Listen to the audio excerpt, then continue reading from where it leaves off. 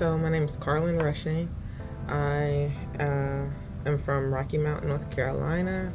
I went to undergrad at Spelman College in Atlanta, Georgia, and then I moved to Nashville, Tennessee, where I received a Master's of Divinity degree from Vanderbilt University Divinity School. I also received the Carpenter Program certificate in religion, gender, and sexuality, and I received the Kelly Miller Smith certificate for Black Church Studies, and yeah. Um, Currently, I work at Vanderbilt Divinity School in the Carpenter Program in religion, gender, and sexuality, uh, and I also teach as an adjunct professor at a local college here and local HBCU, Christian school, very conservative. Um, yeah, so that's what I'm currently doing. Um, what does Zora Neale Hurston mean to me?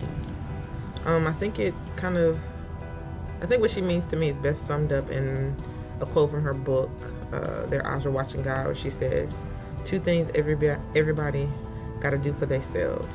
They got to go to God, and they got to find out about living for themselves. And so I think that quote alone kind of sums up not what she means to me, but how her work is impacting the way I move through the world. And so, like, a part of my coming to divinity school was me saying I want to go to God for myself. A part of me working at a very conservative Christian college is me finding out what it means to be a Black queer woman working at a space that sometimes can be heterosexist and sometimes can be sexist. And because of that, because of who I am and because of that quote and just other things, I think that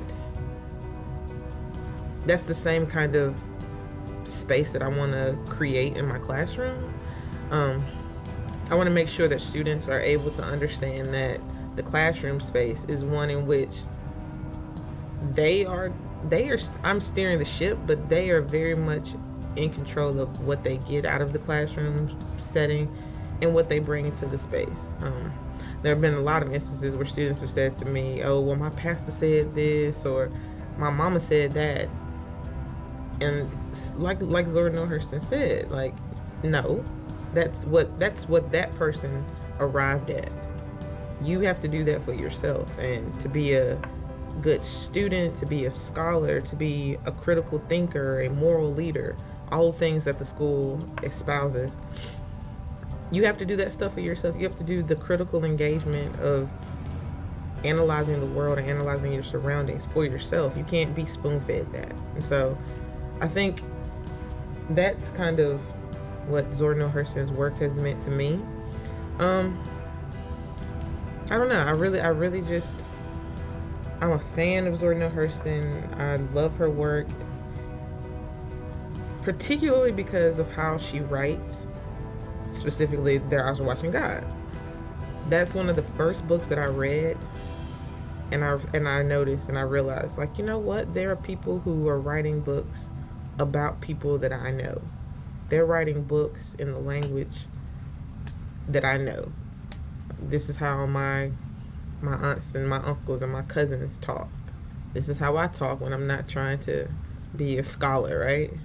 Like, her works like helped me to see that it's okay to know where you're from, and it's okay to have your own language, because at the end of the day, sometimes that's all you have is your voice and your words, and there's still value in that as well.